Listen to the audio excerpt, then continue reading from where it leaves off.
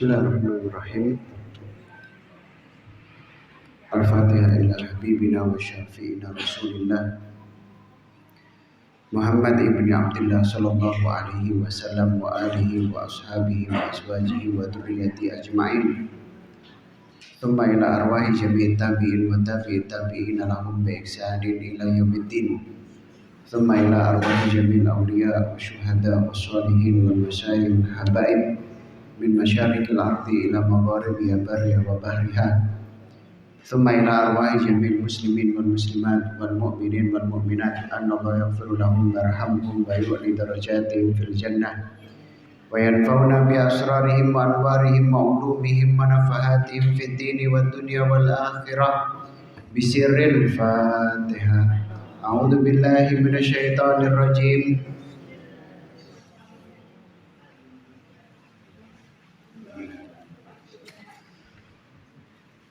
Al-Fatihah. Anu yataqabbal jami'il hajat, hajatid dunya bil maisarah wa hajatil akhirah bil maghfirah wa ila hadratin Nabi Muhammad sallallahu alaihi wasallam bisirril Fatihah. A'udzu billahi minasyaitonir rajim. Bismillahirrahmanirrahim.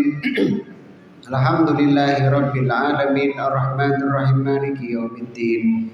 Iyyaka na'budu wa iyyaka nasta'in ihdinas siratal mustaqim siratal ladzina an'amta 'alaihim ghairil maghdubi 'alaihim waladdallin. Amin.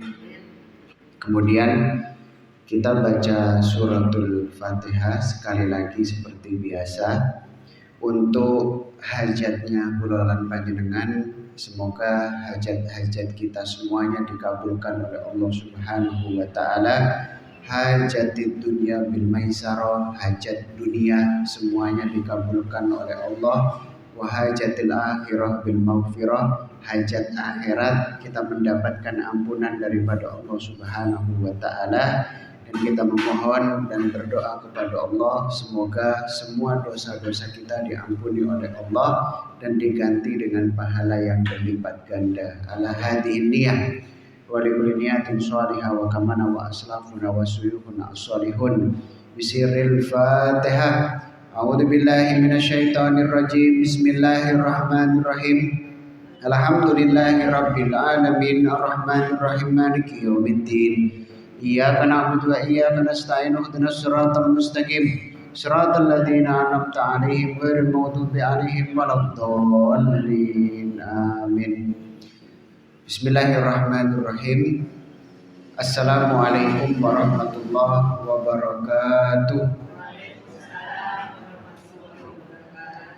Alhamdulillah wassalatu wassalam ala rasulillah sayyidina wa habibina wa syafi'ina wa qurrati a'yunina wa maulana Muhammad ibni Abdillah wa ala alihi wa sahbihi wa mawalah wa la hawla wa la quwwata illa billah. Subhanaka la ilma lana illa ma 'allamtana innaka antal alimul hakim. Rabbi shrah li sadri wa yassir li amri wahlul 'uqdatam min lisani yafqahu qawli bi jahin nabi wa sahbi wal ali.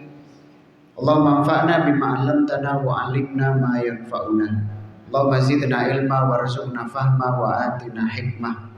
Allahumma barik lana fi majlisina hadza bi rahmatika ya arhamar rahimin. Allahumma ij'alna minal ulama al-amilin wa minad du'atil mukhlisin wa minal mutakallimin bi lughati sayyidil mursalin wa minal aghniyai an-nafi'in bil umma wad din. Allahumma ya rabbana arzuqna taubata qoblal maut wa syahadata indal maut wal jannata ba'dal maut. Amma ba'd.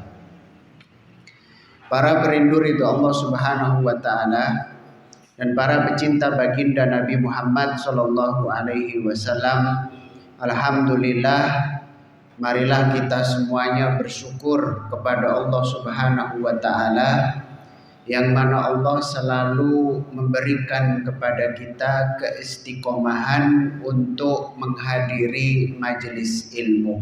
Kita ulangi sekali lagi para hadirin, majelis ilmu ini adalah taman surganya Allah Subhanahu wa taala.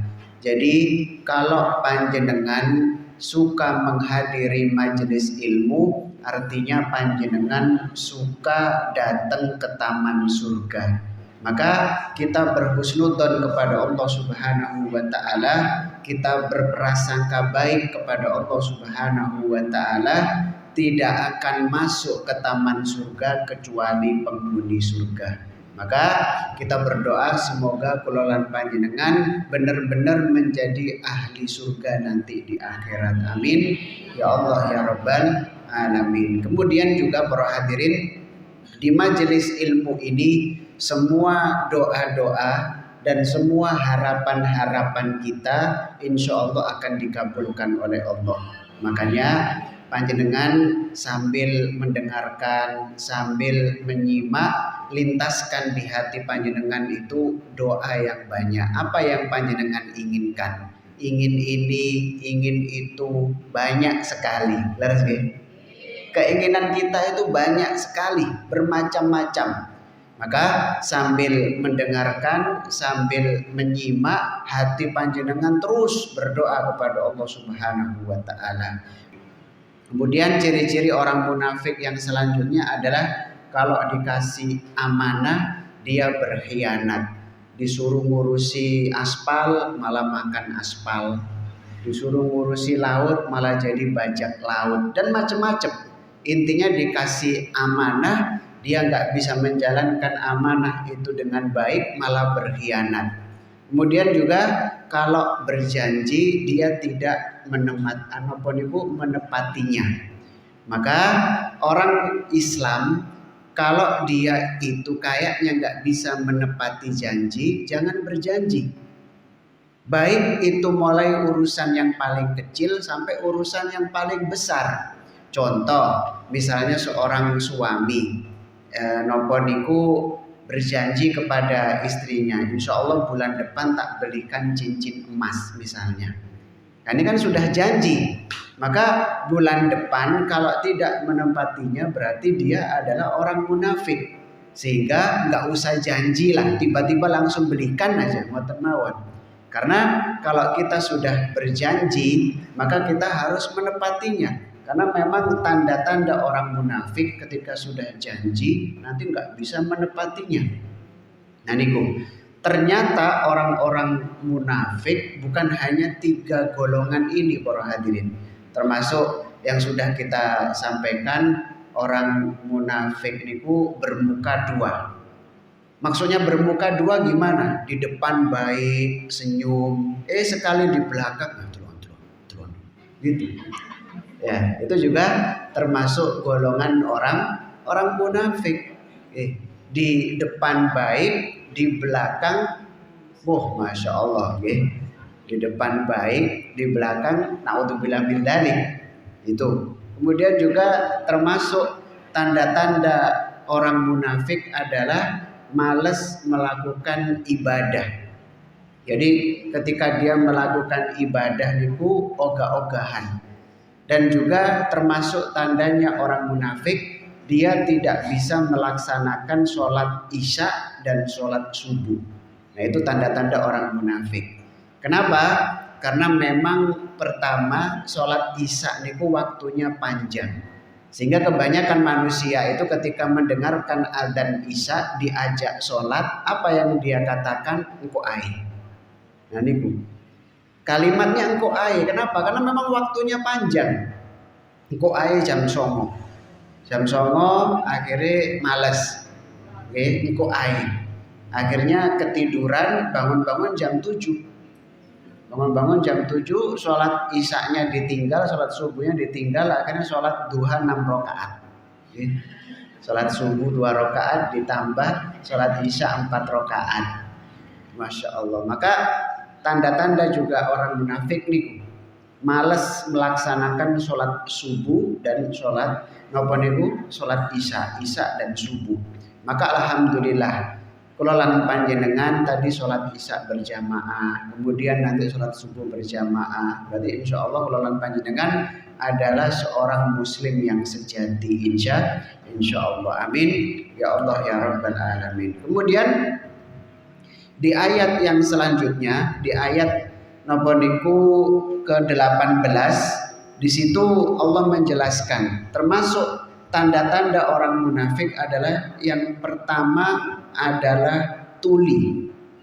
Oke, yang pertama adalah tuli. Tapi di sini bukan tuli sesungguhnya. Bukan tuli yang bermakna penyakit yang harus diobati, bukan seperti itu. Jadi yang dimaksud oleh Allah di sini, dia punya telinga dan bisa mendengar, tapi seperti orang yang tuli.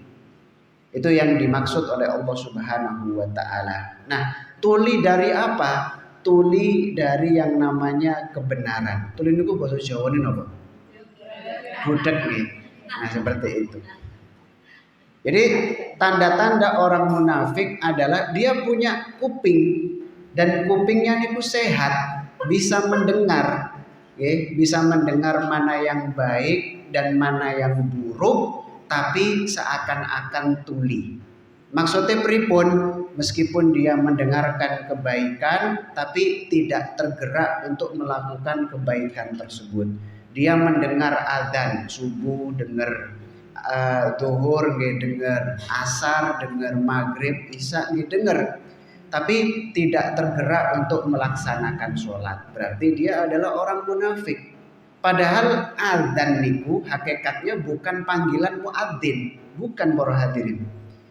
Adzan itu bukan panggilan muadzin, tapi panggilannya Allah Subhanahu wa taala. Di kalimat adzan itu disebutkan hayya 'alas shalah. Ayo kita mendirikan sholat. Itu yang mengajak kita adalah Allah. Tapi ketika kita mendengar hayya 'alas shalah kan engko ae. Hayya 'alal falah. Ayo kita meraih kemenangan. Dan undangan ini setiap hari kita dengarkan 5 kali. Ya, kalau kita masih melaksanakan sholat meskipun di akhir waktu masih mending. Ada sebagian umat Islam itu dengar adzan tapi nggak mau melaksanakan yang namanya sholat. Berarti dia adalah munafik sejati.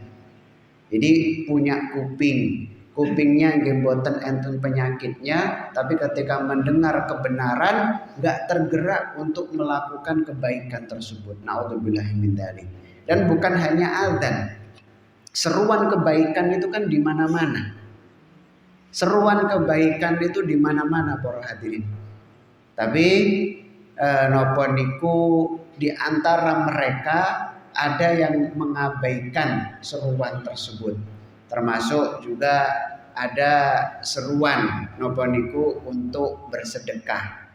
Kadang kan ada seruan, ayo masjid membutuhkan yang namanya karpet karena mungkin karpetnya wis atos, kemudian juga umurnya sudah 5 tahun lebih, waktunya ganti. Monggo ikhlasnya para jamaah, semoga dengan nopo niku sedekahnya panjenengan semoga menjadi amal jariah yang pahalanya terus mengalir.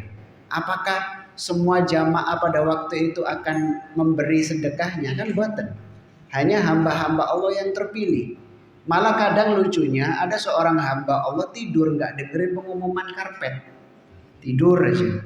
Tiba-tiba ada kota amal kaget ngisi, padahal nggak tahu untuk apa. Nah ini nggak dengar, tapi namanya Allah sudah memberikan kepada dia taufik dan hidayah, dia langsung beramal. Tapi kadang ada orang mendengar sudah nggak nyumbang, akhirnya komentar yang jelek. Sumbangan maneh. Maka lebih baik kalau kita nggak mau ngasih, lebih baik diam. Maka itu selamat para hadirin. Karena dengan kita nopo niku mengabaikan seruan tersebut dan kita adalah orang yang punya, maka berarti kita termasuk tuli. Kan di situ seruannya suruh sedekah, kok nggak sedekah berarti kan tuli. Nah itu yang dimaksud oleh Allah Subhanahu wa taala. Nah sehingga di sini Allah itu menyodorkan sesuatu kepada kita itu bukan suatu kebetulan. Nah kalau kita tiba-tiba mendengar kebaikan dan kita niku mungkin nggak ada niat untuk mendengarkan kebaikan tersebut, memang Allah napa niku punya keinginan baik untuk kita, maka sambut napa niku seruan kebaikan tersebut. Jangan kita biarkan hilang begitu aja. Nah, sehingga ada satu hamba Allah, dia ini terus melakukan kemaksiatan, nggak segera bertaubat. Jadi setiap kali melakukan kemaksiatan itu, apa yang dia lakukan? Tobatnya meniai terus gitu, dia tunda-tunda. Jadi setiap hari melakukan maksiat, kemudian ketika mau bertobat ditunda. Yakin mungkin kalau umurnya panjang, okay? Nah, terus dia ini tidur, para hadirin. Tidur, kemudian dia bermimpi. Apa mimpinya? Ketika dia tidur bermimpi, dia itu sholat menjadi makmum. Imamnya membaca satu ayat yang mana artinya itu kita lupa ayatnya, kita paham artinya. Artinya itu, ayo ini sudah waktunya bagi seorang muslim yang punya dosa untuk segera bertaubat. Ini sudah waktunya. Nah, kan dia mendengar, tapi di dalam mimpi. Kemudian dia terbangun. Alhamdulillah cuma mimpi. Nah, berarti masih bisa ditunda lah taubatnya gitu. Jadi dia sudah mendengar ini padahal. Ayo ini sudah waktunya bagi hamba Allah yang bermaksiat, waktunya bertaubat. Jangan ditunda esok hari. Wah, cuma mimpi, biarinlah. Nah, kemudian dia pingin sholat menjadi makmum. Lah kok bisa imamnya itu membaca surat seperti yang dimimpi tadi? Jadi ini bukan suatu kebetulan, dia dimimpi mendengar ayat tersebut. Akhirnya sholat jamaah menjadi makmum, imamnya membaca surat itu. Apakah mungkin imamnya koordinasi sama yang di dalam mimpi? Itu kan nggak mungkin nih. Bukan kebetulan.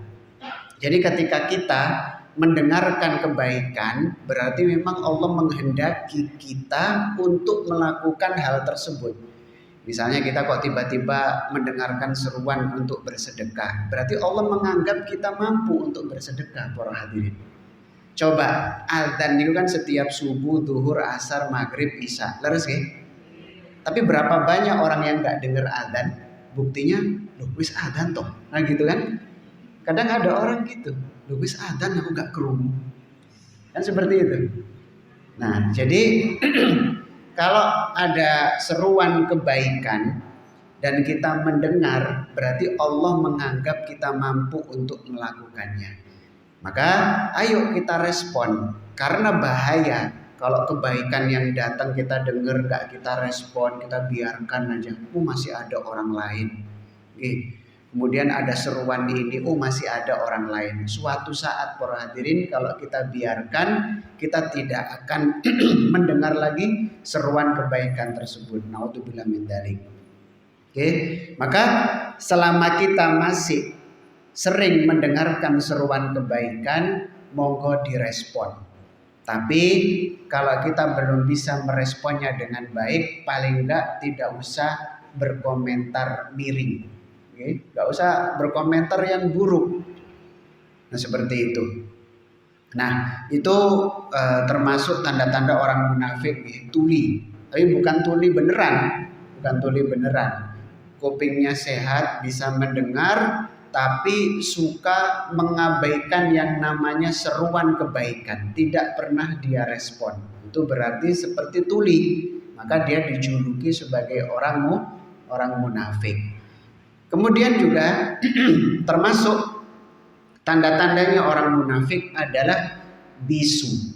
Nah, sekali lagi bukan bisu yang sesungguhnya, bukan bisu penyakit, boten. Yang dimaksud bisu di sini adalah pertama, dia itu banyak unek-unek terkait agama. Masalah sholat dia nggak paham, masalah mungkin berwudu dia nggak paham. Mungkin masalah zakat dia belum paham, masalah ini belum paham, tapi mendel mawon. Maksudnya mendel mawon apa? Nggak mau nanya, nggak mau datang ke ustadz untuk bertanya nopo niku soal agama. dibiarkan begitu aja dia tidak paham, berarti dia punya mulut seakan-akan itu bisu, karena memang nggak bisa bertanya terkait kebaikan atau kebenaran. Nah sehingga betul kata noponiku Ibnu Abbas, kata Ibnu Abbas, cara untuk mendapatkan ilmu adalah bilisanin saul. Apa artinya? Dengan lisan yang selalu noponiku bertanya. Jadi selalu penasaran. Kalau dengan ilmu agama itu selalu penasaran. Kita itu kan kadang kalau dengan ilmu agama nggak penasaran nih. Kita itu kadang penasaran itu kalau kita sebagai manusia kadang penasaran dengan aibnya orang, itu penasaran kadang. Dengan kekurangan orang itu kadang kita penasaran. Tapi jangan kita lah, ini orang lain yang di planet Pluto aja. Kadang kalau ada aibnya orang itu kita penasaran, mana apa, ayo cerita. Ngoten. Tapi kalau dengan ilmu agama, kadang kita nggak penasaran, padahal nggak paham. Nah maka kalau kita noponiku tidak tahu dengan ilmu agama, kok nggak mau nanya, berarti kita termasuk orang-orang yang bisu. Itu yang pertama. Yang pertama. Terus yang dimaksud bisu di sini adalah dia punya ilmu tapi nggak mau mengajarkan ilmu tersebut kepada orang lain. Itu juga termasuk golongan orang munafik. Jadi ibu-ibu yang sudah ngaji di sini, ibu-ibu noponiku yang sudah rutin hadir majelis ilmu, jangan pelit karena ilmu itu milik semua orang. Dikatakan al ilmu dolatul mukmin. Ilmu agama ini adalah barang yang hilang milik semua umat Islam. Jadi ilmu agama ini milik semua dari kita. Maka kita yang punya ilmu gak boleh menyimpannya. Kenapa? Karena ilmu agama ini bukan milik kita, tapi milik semua orang. Maka panjenengan kalau melihat dengan mata kita sendiri kok ada orang misalnya ibadahnya salah, kita jangan diem tok, harus menegurnya, harus menasehatinya, agar dia itu tidak terus-menerus melakukan yang namanya kesalahan. Maka ini yang dimaksud dengan bisu. Yang pertama adalah tadi noponiku tidak tahu perihal ilmu agama, tapi nggak mau bertanya, mendel mawon, sehingga dia ibadah dalam keadaan tanpa ilmu. Kalau beribadah tanpa ilmu, kebanyakan ibadahnya itu salah, para hadirin. Nah, sehingga pernah diceritakan ada seorang hamba Allah, ada seorang hamba Allah. Dia ini pernah kita ceritakan di majelis ini. Ada seorang ibu-ibu sholatnya itu giatnya luar biasa, bersemangat. Setiap sholat juga berjamaah. Tapi ternyata dia ketika wudhu niku salah, nggak pernah membasuh napa niku sebagian kepala. Dan itu sudah dia lakukan selama 60 tahun. Luar biasa. Jadi ketika tahu ilmunya, ternyata membasuh kepala niku wajib, ya ketahuan sholatnya salah. Sehingga sholatnya harus dikodok selama 60 tahun. Nah, maka ternyata napa niku mengetahui terkait ilmu agama niku sangat penting. Jadi kita napa niku jangan malu bertanya. Dan kalau sudah punya ilmu, jangan napa niku pelit untuk menyampaikan ilmu tersebut kepada orang lain. Makanya napa niku perintah dari Nabi Muhammad, balighu anni walau ayat. Sampaikan apa yang dariku meskipun cuma satu ayat, sampaikan. Apa yang kita dengar hari ini, sampaikan kepada orang lain. Pokoknya apa yang kita bisa, kita sampaikan apa yang kita bisa, para hadirin. Jangan diem tok. Nah niku jadi orang yang belum punya ilmu diwajibkan untuk bertanya atau belajar. Yang kedua, yang sudah punya ilmu punya kewajiban untuk menyampaikan ilmu tersebut. Kadang ada orang niku pelit, ngemek ngandani tok tapi nggak mau ngasih tahu, ngoten lho. Iku salah. Ngoten. Iku lho salah. Sing bener ya apa? Pokoknya iku salah. Ya sudah, yang benar seperti apa? Wis pokoknya iku salah. Ini cuma gitu tok. Sehingga dia bingung malah. Maka kita yang belajar pun ternyata dituntut napa niku oleh Allah Subhanahu wa taala untuk menyampaikan. Nah, sehingga ada riwayat para hadirin, dan riwayat ini dianggap benar oleh sebagian sahabat. Nah, kalau riwayat ini benar, ternyata kita di akhirat punya tanggung jawab yang besar. Apa itu? Ada seorang hamba Allah, dia rajin belajar ilmu agama. Jadi kerjaannya hadir majelis. Nah, kemudian setiap kali dia pulang majelis pasti melewati warung yang tidak benar. Di situ banyak orang-orang minum minuman keras. Nah, niat hati kita kan pingin menegur, tapi takut cara negornya gimana. Nanti tiba-tiba datang masuk situ, assalamualaikum warahmatullah. Ya malah dipukul sama napa niku botolnya kan gitu. Sehingga sudahlah, lebih baik diam. Ya, hadir majelis setiap hari dilewatin aja. Sudah, dia menganggapnya itu bukan dosa. Ternyata di akhirat orang tadi itu yang diceritakan oleh Rasulullah, orang tadi itu mau masuk surga. Sudah mau masuk ke surga, ada yang manggil, ya Allah, saya tidak ikhlas orang itu masuk surga. Loh kenapa? Kenapa kamu menuntut dia? Kamu saudaranya? Bukan ya Allah. Kamu anaknya? Bukan. Apakah kamu adiknya atau kakaknya? Bukan ya Allah, saya orang lain. Cuma yang saya tahu, dia ini suka hadir majelis. Setiap pulang pasti melewati warung yang mana saya minum minuman keras di situ, dan nggak pernah dia menegur saya kalau itu salah. Akhirnya Allah Subhanahu wa taala juga menuntut hamba yang baik ini. Nah, ini kalau riwayat ini benar para hadirin, maka kita pun punya tanggung jawab yang besar nanti di akhirat. Nah, sehingga makanya dakwah itu dengan 3 cara. Oke, dakwah itu dengan 3 cara. Yang pertama dengan tangan. Oke. Jadi napa niku kalau kita ingin berdakwah, yang pertama dengan tangan. Maksudnya tangan di sini bukan mukul atau apa agar dia berhenti dari kemungkaran tersebut, boten. Kalau tangan bukan wilayah kita. Tangan itu kemampuannya pemimpin.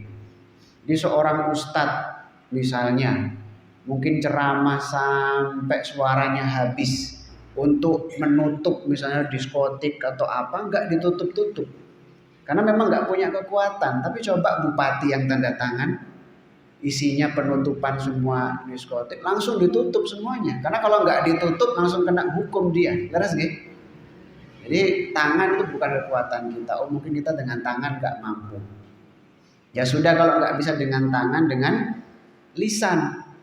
Tapi dengan lisan itu kadang juga Masya Allah, nasihat itu sangat sakit didengar oleh siapapun. Menasehati ya gampang, yang menerima nasihat itu kan sulit. Maka kadang berdakwah dengan lisan pun juga berat. Maka paling enggak setiap kali kita menemukan ada kemaksiatan yang dilakukan oleh orang di jalan dan kita melihat, jangan sampai kita tidak merubahnya. Paling enggak kita merubahnya dengan hati. Maksudnya gimana? Kita langsung berdoa kepada Allah, ya Allah, itu hambamu ya Allah, itu umat Nabi Muhammad ya Allah, berilah mereka taufik dan hidayah, semoga mereka taubat. Gitu harus kita lakukan agar kita nanti gak dituntut oleh dia di akhirat. Ibu ini jangan sampai lupa. Kadang ada orang itu malah alhamdulillah gak koyo iku. Ini malah bukan berdakwah ini. Ya, kita bersyukur nggak apa-apa karena kita nggak dijadikan seperti mereka, kan ngoten. Tapi di sisi lain kita harus berdakwah dengan tangan nggak mampu, bukan kekuatan kita. Dengan lisan nanti malah berantem. Ya lebih baik dengan hati. Dengan hati kita mendoakan. Maka kalau panjenengan melewati tempat-tempat yang gak baik seperti itu, atau melihat mungkin perempuan belum pakai kerudung, atau melihat kemungkaran, jangan lupa mendoakan. Karena kalau kita ngelewati dia kok lupa mendoakan, nanti di akhirat dia akan menuntut kita. Ustaz berarti kalau lupa balik lagi, nggih boten.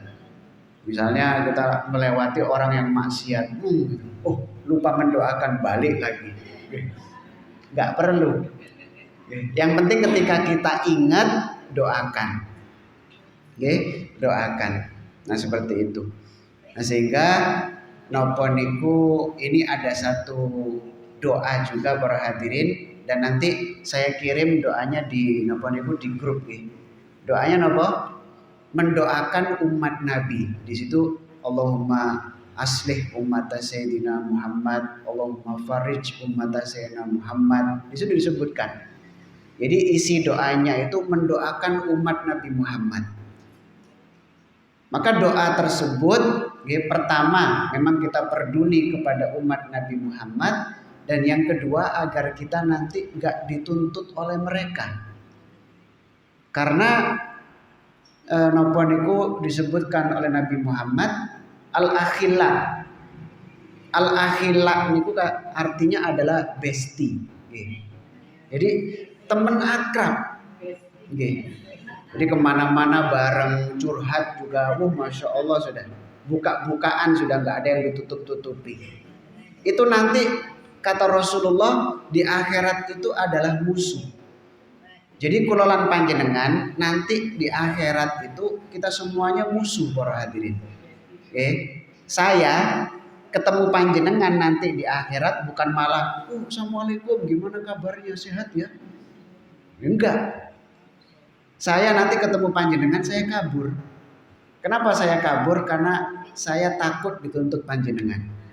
Dan panjenengan ketemu saya juga kabur. Lari, bahkan anak ketemu orang tuanya kabur, orang tua ketemu anak kabur, istri ketemu suaminya kabur karena istri ingat dulu nggak pernah bikinin kopi, ya. Jadi kalau di akhirat dituntut nanti bahaya.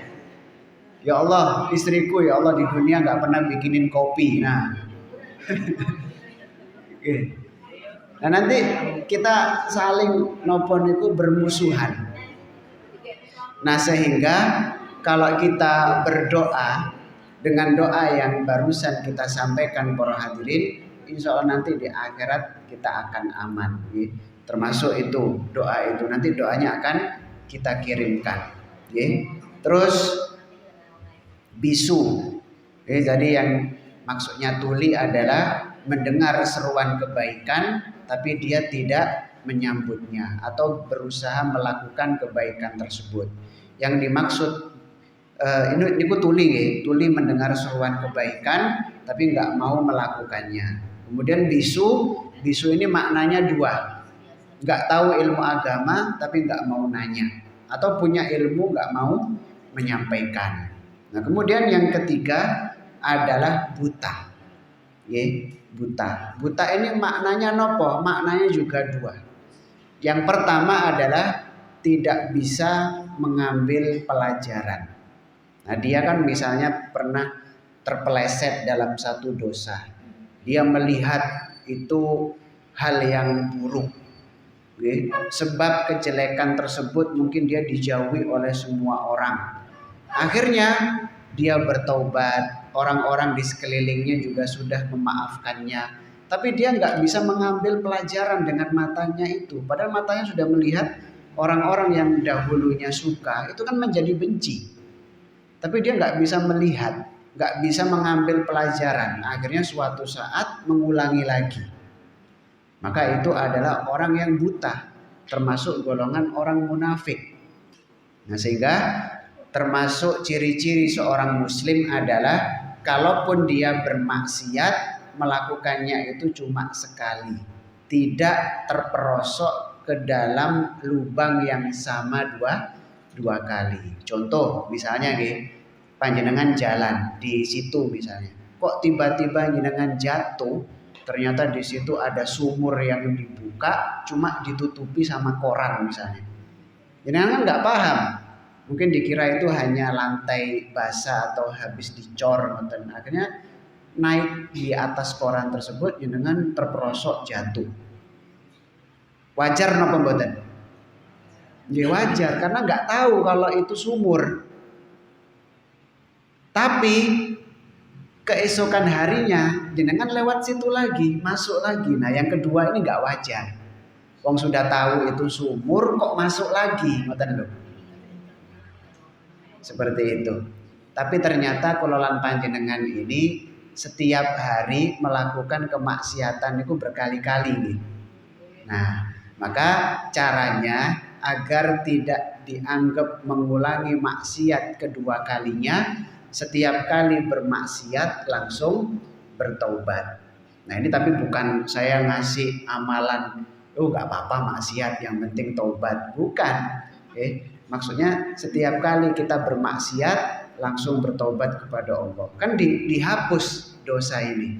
Nah nanti kalau melakukan maksiat lagi, itu bukan dianggap maksiat yang kedua, tapi dianggap maksiat yang pertama. Karena yang pertama yang tadi sudah dihapus oleh Allah. Nah seperti itu. Oke. Tapi para hadirin yang dirahmati oleh Allah Subhanahu wa taala, yang penting jangan punya niat untuk melakukan maksiat. Sudah itu aja. Kalaupun kita tiba-tiba melakukan maksiat, maka namanya manusia. Kan ngoten nggih, enggak sengaja tiba-tiba melakukan kemaksiatan, ya wajar. Contoh, misalnya bapak-bapak niatnya kan mau ke mall. Ke mall niatnya pingin belanja. Kan niatnya belanja. Nah, nanti di mall mungkin melihat perempuan yang buka aurat, ya dia akan astagfirullah, ini maksiat. Sudah berusaha nggak ngelihat lagi. Kenapa? Karena karena memang niatnya pingin belanja. Tapi kalau diniati dari rumah, ayo ke mall ngapain? Cuci mata misalnya. Maka akan dicari di situ. Ngelihat, kurang puas, nyari yang lain. Nah, itu karena niat. Maka kalau kita nggak punya niat melakukan maksiat, kok tiba-tiba melakukannya, pasti akan cepat taubat. Tapi kalau maksiat sudah diniati, ya gimana mau taubat, wong dia yang ngundang, kan ngoten. Nah seperti itu. Jadi manusia itu kalau melakukan dosa, kok memang nggak disengaja, nggak punya niatan ingin melakukannya, tiba-tiba melakukan, taubat itu akan mudah diampuni oleh Allah para hadirin. Tapi kalau punya niatan, saya niat lah mau ini gitu, sulit untuk diampuni, bahkan sulit untuk bertaubat kepada Allah Subhanahu wa taala. Nah, seperti itu nggih. Dia yang dimaksud buta di sini adalah dia tidak bisa mengambil pelajaran. Jadi ini loh dosa, dia melihat tapi nggak bisa mengambil pelajaran. Akhirnya tetap mengulangi kemaksiatan tersebut. Itu yang pertama nih. Kemudian yang kedua adalah yang dimaksud buta di sini, dia tidak cemburu napa niku pasangannya atau anak-anaknya melakukan dosa. Istilahnya napa? Dayus. Nah, seperti itu. Jadi dia melihat dengan matanya, mungkin anaknya melakukan dosa, dia biarkan, enggak mau menegurnya. Bahkan kalimatnya, wis jarno, mumpung si enom. Engko lek wis rotok coba didik kan ya tobat. Enggak boleh gitu nih. Jadi kita kalau melihat orang napa niku, kita melihat apalagi pasangan kita atau anak-anak kita melakukan dosa, maka kita harus menegurnya. Bahkan dikatakan napa niku seorang laki-laki itu tidak akan masuk surga sebelum nanti mendapatkan kesaksian baik dari istri dan anak-anaknya. Ini kan berat sebagai laki-laki gitu. Jadi nanti sebelum laki-laki ini masuk surga, Allah nanya, kamu istrinya ini dulu baik nggak? Gitu. Tapi nanti istrinya juga nggak bisa bohong, kalau memang suaminya itu baik sesuai perintah Allah, maka mau nggak mau istrinya ini akan mengatakan baik. Kan nggak bisa istrinya bohong, ya Allah nggak pernah dia nyuruh saya sholat, padahal setiap hari suaminya nyuruh sholat.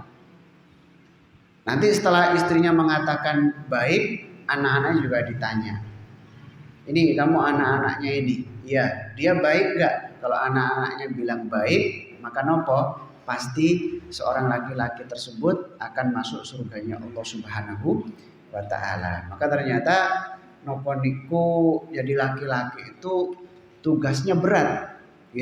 Dia adalah seorang pemimpin di rumahnya. Dia memimpin nopo niku istrinya, memimpin anak-anaknya, seperti itu. Nah, sehingga ulama dulu para hadirin, kenapa kok mereka itu gampang cerai? Ulama dulu itu kan sebagian dari mereka itu gampang cerai.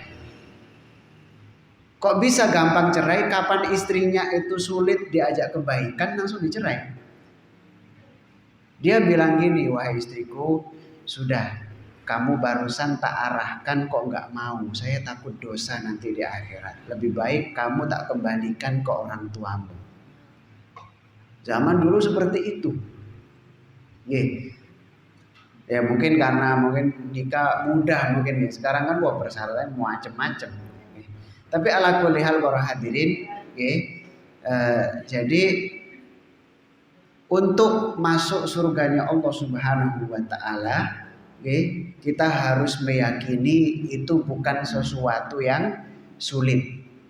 Kita harus yakin kita adalah hamba yang nanti ketika meninggal dunia yakin husnul khotimah masuk surga. Maka husnudzon, berprasangka baik kepada Allah niku sangat penting.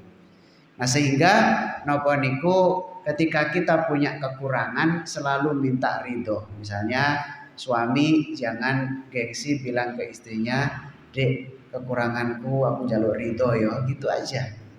Kalau aku ada kurangnya minta ridho. Kemudian istri juga sering bilang gitu, "Pak, lah aku ono kurangi minta ridhonya." Kan gitu. Maka ketika kita sudah saling ridho di dunia, maka nanti di akhirat gak ada alasan untuk menuntut. Nanti Allah akan nanya, loh, bukannya kamu sudah meridhoinya? Iya, terpaksa. Ya gak bisa kayak gitu, gak bisa. Apapun yang kita ucapkan, ya berarti sudah itu menunjukkan yang sebenarnya. Berarti kalau gak ridho bilang gak ridho, malah berantem nanti.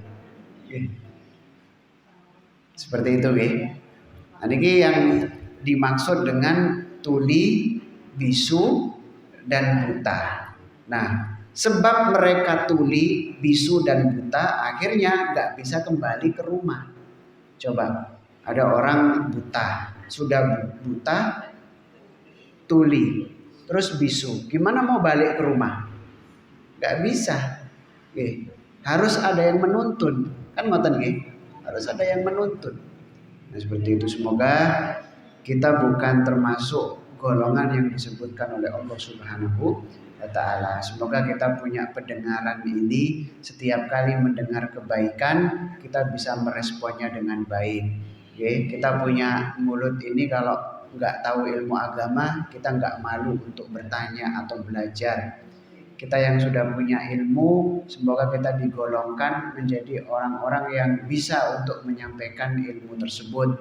Dan juga semoga kita punya mata ini, kita bisa mengambil pelajaran dari sesuatu yang terjadi di hadapan kita. Amin. Ya Allah ya Rabbal Alamin. Para hadirin yang dirahmati oleh Allah Subhanahu wa Ta'ala, sebentar lagi kita akan memasuki satu hari yang begitu luar biasa, yaitu hari raya Idul Adha. Dan panjenengan insya Allah sudah mengetahui kalau sekarang ini adalah 10 awal Dzulhijjah. Kalau nggak salah sekarang tanggal 3 insya Allah. Maka yang mampu untuk berpuasa, monggo berpuasa. Karena memang ibadah-ibadah di 10 pertama bulan Dzulhijjah ini dilipat gandakan oleh Allah. Bahkan pahalanya melebihi jihad fisabilillah. Jadi kalau di bulan Dzulhijjah itu ibaratnya kita beli minuman 1 botol gratis 10 karton. Luar biasa. Jadi kita beli minuman misalnya ini, beli 1, bonusnya 10 karton. Gratis 10 karton. Itu saking besarnya pahala nopo niku yang didapatkan di 10 hari pertama bulan Dzulhijjah ini. Maka nanti di tanggal 10 amalan yang paling afdol, amalan yang paling besar pahalanya adalah berkurban. Maka kulolan panjenengan, nah ini kan kulolan panjenengan sekarang mendengar mendengar. Kulolan panjenengan nanti di tanggal 10 itu harus berkurban. Dan berkurban itu hukumnya sunnah. Sunnah setiap tahun, bukan nopo niku sunnah seumur hidup sekali ya. Jadi berkurban itu setiap kali datang hari raya Idul Adha, maka kita yang masih hidup dianjurkan untuk berkurban. Dan hukumnya kurban ini adalah sunnah yang sangat dianjurkan. Karena kalau kita bisa berkurban para hadirin, nanti ketika kambing niku disembelih, maka nopo niku ketika disembelih kan mengalir darahnya. Ketika darahnya itu mengalir, maka semua dosa-dosa kita insya Allah akan dihapus oleh Allah Subhanahu wa Ta'ala. Bahkan hewan itu kan ibaratnya kita dolimi, kan ngoten nggih. Dohirnya kan kita mendolimi kambing. Kok bisa kita beli, kemudian kita serahkan ke jagal waktu itu, malah kita bunuh. Tapi di akhirat dia nggak menuntut kita. Malah nanti di akhirat kambing atau sapi yang kita kurbankan itu dia akan membela kita di akhirat. Bahkan dia akan menjadi kendaraan kita yang menuntun kita menuju surganya Allah Subhanahu wa Ta'ala. Maka rugi kalau kita punya kemampuan untuk berkurban tapi kita nggak berkurban para hadirin. Maka karena pentingnya berkurban, sampai-sampai sahabat Ibnu Abbas niku mengatakan kurban dengan ayam itu sah. Kurban dengan ayam itu sah. Yang penting jangan di masjid, boten mawon. Jangan di masjid, jangan diumumkan. Maka kula lan panjenengan kalau di hari raya nanti mungkin belum mampu untuk berkurban dengan kambing, sapi atau unta, paling enggak beli ayam disembelih di rumah. Disembelih di rumah, niatnya berkurban menurut pendapat Ibnu Abbas.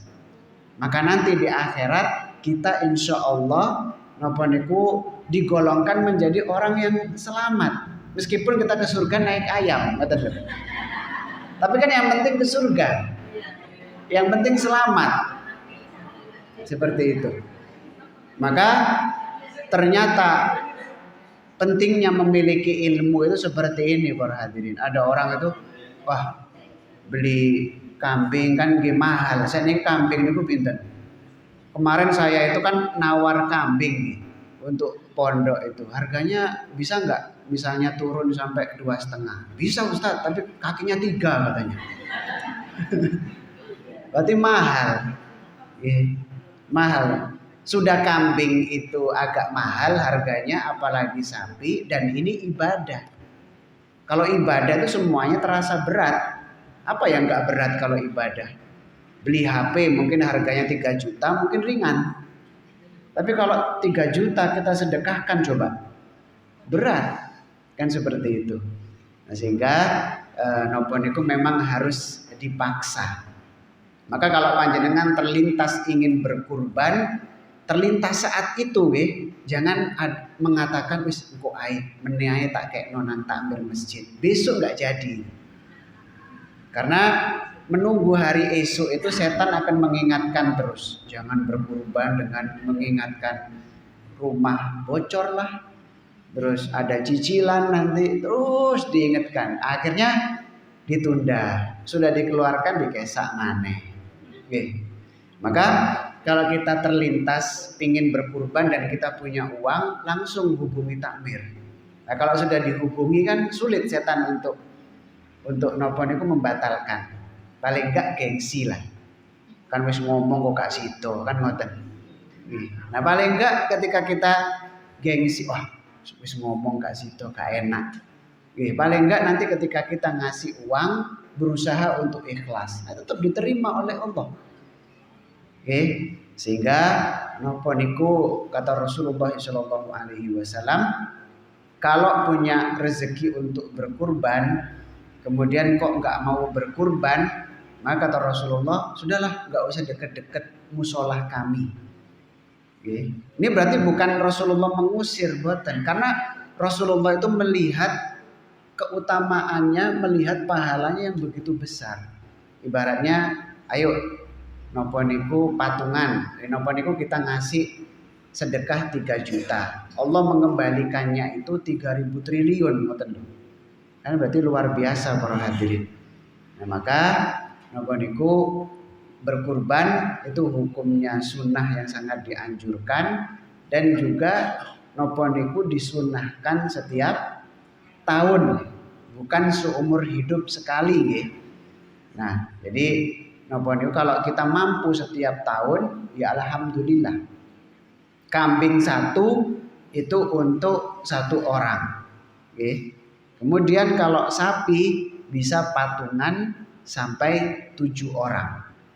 Maka nopo niku kalau misalnya di masjid ini ingin mengadakan kurban sapi, cukup diumumkan, ayo ini yang patungan sapi sudah 3 orang, tinggal 4 orang. Maka nanti itu nopo niku bukan nanti di akhirat berarti 1 sapi dinaiki 7 orang, mboten nggih. Kuasa Allah sudah, kita jangan mengukur yang ada di dunia. Intinya nanti Allah akan menjadikan kita termasuk hamba yang selamat di akhirat. Ya seperti itu. Nah, kalau kita tidak mampu para hadirin, jangan sampai tidak berkurban. Maka paling enggak memakai pendapatnya Ibnu Abbas. Jadi kita sembelih ayam waktu itu, kita sembelih ayam, kemudian jangan dimasak waktu itu.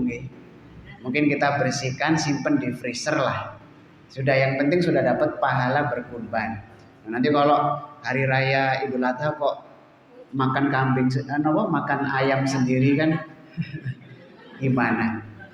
Nah, tapi ingat, daging kurban itu bukan seperti zakat. Kalau zakat itu kan dikirimkan ke al-asnaf at-tamaniyah. Jadi golongan yang 8 itu, fakir, miskin, orang yang punya hutang, orang musafir, amil zakat, dan seterusnya. Bukan. Tapi kalau berkurban semuanya boleh dapat. Bahkan yang berkurban pun dapat jatah juga nggak apa-apa. Seperti itu. Makanya kadang kan daging kurban itu kan setelah disembelih langsung diambil, dimasak yang enak, langsung dibagikan kepada orang yang yang nguliti atau yang menyembelih atau yang motong daging, itu sah. Seperti itu. Yang penting bukan dijadikan upah. Iki lho upahmu motong wedhus, itu nggak boleh. Jadi kalau mau ngasih upah ya harus dari yang lain. Kalaupun dia dikasih kambing, boleh. Tapi niatnya bukan upah, ya hanya dikasihkan aja sebagai sedekah. Maka kambing yang disembelih di hari raya Idul Adha, siapapun boleh mengambilnya, termasuk yang punya. Makanya dengan kurban kambing boleh ngambil kambing, daging banyak. Yang penting jangan wis aku nitip wedhus di masjid niki, engko sing dipakekno ndase sisane gawe aku. Iku nitip beleh notok lek niku. Tapi kita ngambil jatah boleh para hadirin. Nah seperti itu nggih. Nah kemudian napa niku yang terakhir, Menyembelih kurban itu nggak harus hari H waktu Idul Adha itu, tapi membentang napa niku di hari tasyrik. Jadi di tanggal 11 boleh, misalnya karena kambingnya banyak, sapinya banyak boleh. Tanggal 11 boleh, tanggal 12 boleh, tanggal 13 juga boleh. Seperti itu. Semoga kita semua digolongkan menjadi hamba Allah yang bisa berkurban di hari raya Idul Adha, dan kalau kita belum mampu paling enggak nanti kita menyembelih ayam, nggih. Kalau ditanya nanti ingat bukan pendapat saya. Nanti kalau pendapat saya wah dikira sesat nanti. Oke. Tapi ini pendapatnya sahabat Ibnu Abbas. Bagi yang belum punya duit. Kalau punya duit kok beli ayam, nah maka nanti dipatok ayam di akhirat. Duit-duit kayak itu terus kok beli aku. Nah, gitu. Kata ayamnya seperti itu, nih. Nah, maka kalau kita punya duit ya beli kambing. Syukur-syukur bisa patungan kurban sapi. Kan ngoten nggih. Nah, semoga kita termasuk orang-orang yang beruntung, napa niku beruntung di dunia dan beruntung di akhirat. Amin. Ya Allah ya Rabbal alamin. Bismillahirrahmanirrahim. Alhamdulillahirabbil alamin. Allahumma shalli wa sallim ala sayyidina Muhammadin wa ala alihi wa sahbihi wa sallim ajmain. Allahumma arhamna wa la tu'adzibna wa ansurna wa la tahdurna wa afina wa la turidna wa akrimna wa la tuhinna wa asirna wa la tu'thir alaina innaka ala kulli syai'in qadir. Allahumma inna du'afa fa qawbina wa inna antida fa'izana wa inna fuqara fa'aqlina. Allahumma qfina bihalalika an haramin wa aghnina bi fadlika amman siwak. Allahumma aslih dhata bainina wa alif baina qulubina wa ahdina subulas salam wa najjina minadh dhulumati ila nur wa jannil fahisha ma dhahara minha wa ma batan. Allahumma barik lana fi asma'ina wa absarina wa qulubina wa azwajina wa dhurriyyatina wa tub 'alaina innaka antat tawwabur rahim. Allahumma ij'alna minasyakirin li ni'matik wal muthnina biha 'alaika wal qabilina laha fa'atmim 'alaina innaka 'ala kulli syai'in qadir. Rabbana atina fid dunya hasanah wa fil akhirati hasanah wa qina adzabannar. Wassallallahu ala sayyidina Muhammad wa ala alihi wa sahbihi wa sallam. Alhamdulillahi rabbil alamin bisirril Fatihah.